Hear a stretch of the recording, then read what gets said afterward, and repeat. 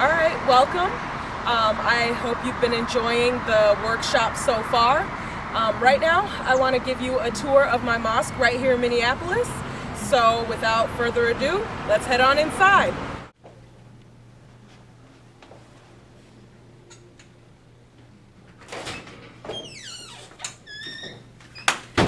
Hey guys, I know walking into a mosque for the first time can be quite intimidating for most people. So not only will we cover some areas of the mosque that you'll probably come across if you're interpreting in a Muslim situation, but also the do's and don'ts of Islamic etiquette.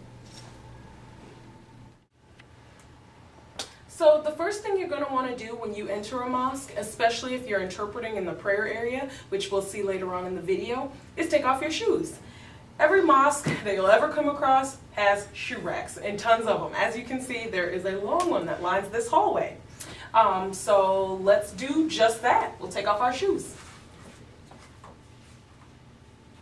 See you inside. All right, so this is the inside of the prayer area, or musalla in Arabic. As you can see, it's a big open area. There are a few chairs though. Those are usually reserved for people who are sick or have disabilities, things like that. Everyone sits on the floor. Most of the spiritual activities happen in this room, like Friday prayer, for instance, or any other special events like classes or weddings. My wedding actually happened here.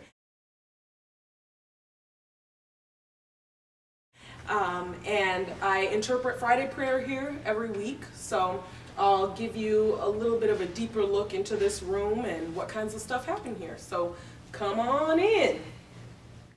So here is the inside. As you'll see, there's no chairs like I said earlier. Everyone prays on the floor. And there are generally separate entrances for men and women. That's the men's entrance that I just came in. And over here is the women's entrance. That's something to be mindful of if you're interpreting in a mosque situation or any type of Islamic gathering, because men and women do generally keep separate, and it can be kind of embarrassing to walk in where the guys are, or if you're a guy, walk in where the ladies are. And believe me, I've been Muslim 12 years and I still do it sometimes too, so it's okay. One thing you'll find usually in every mosque as well are bookshelves. They keep the Quran here, several copies in several different languages and several different kinds, so it's really cool. I'll show you one of the bookshelves over here. And we're under the dome right now, that's why my voice sounds a little different, but all right, come on over. So here's a copy of the Quran in English. There are usually several English copies. Some of the copies are only in Arabic.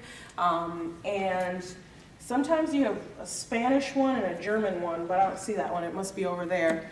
But I would advise you, if you ever are in a mosque and you're interpreting and you just want to look something up, there are indexes in the back of the English Qur'ans. So if you hear a word and you sort of know how it sounds phonetically, but you don't know what it was, or you want to know the meaning of it, you can look it up in the back of this book, and it'll give you references to different pages where that word shows up, and it'll explain it.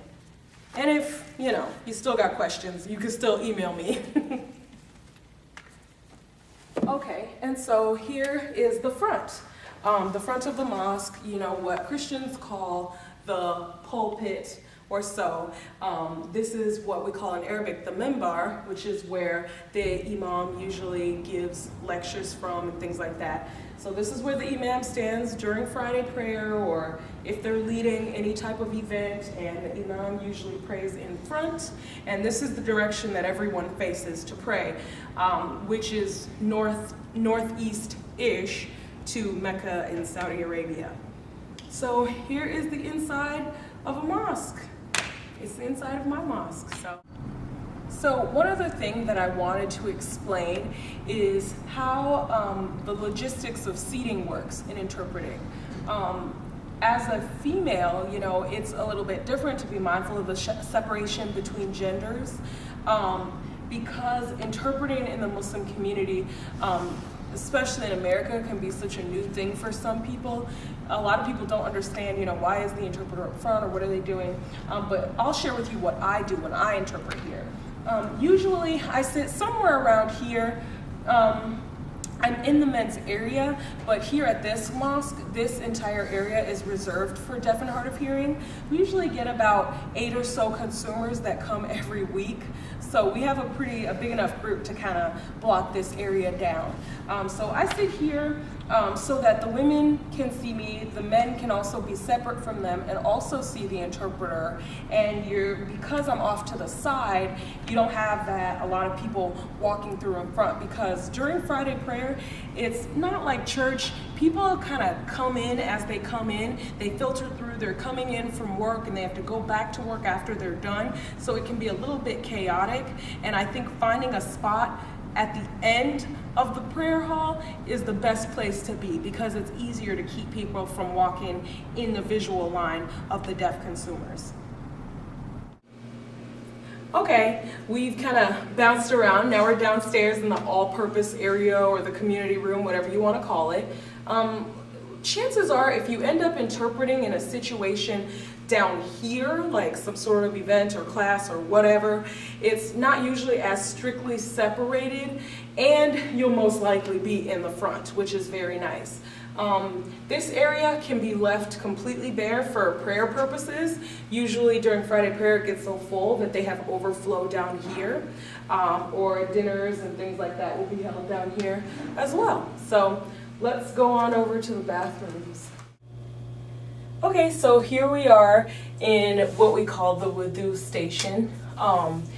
These are you usually don't see these in American mosques, but it makes it easier to clean before prayer, especially because you have to clean your feet and you can kind of get in there and, clean everything up, and it works out really nicely. There was actually a few years ago a case at it was at Minneapolis Community and Technical College, where a Muslim student fell and actually got some pretty bad injuries from trying to wash up for prayer in a sink, stuck their foot in the sink, slipped on the floor. So MCTC actually built some of these in their bathroom, which was really nice to accommodate Muslim students. But this is usually where people stop before prayer to take a quick pit stop to clean up before prayer, and then they're ready to go. So also don't be alarmed, if you see people got like water in their hair and their arms are wet and their shirt's a little bit wet, it's just because they cleaned up before prayer. So thank you so much for taking this tour of my mosque, and if you have any questions, of course, please feel free to ask Cheryl or I. Thank you. Bye-bye.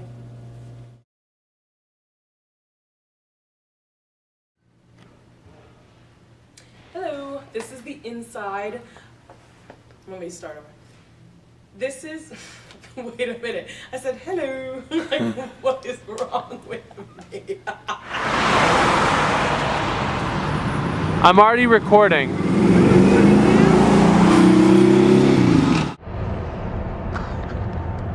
Older people, pregnant people, stuff like that. Pregnant women. Start over. Pregnant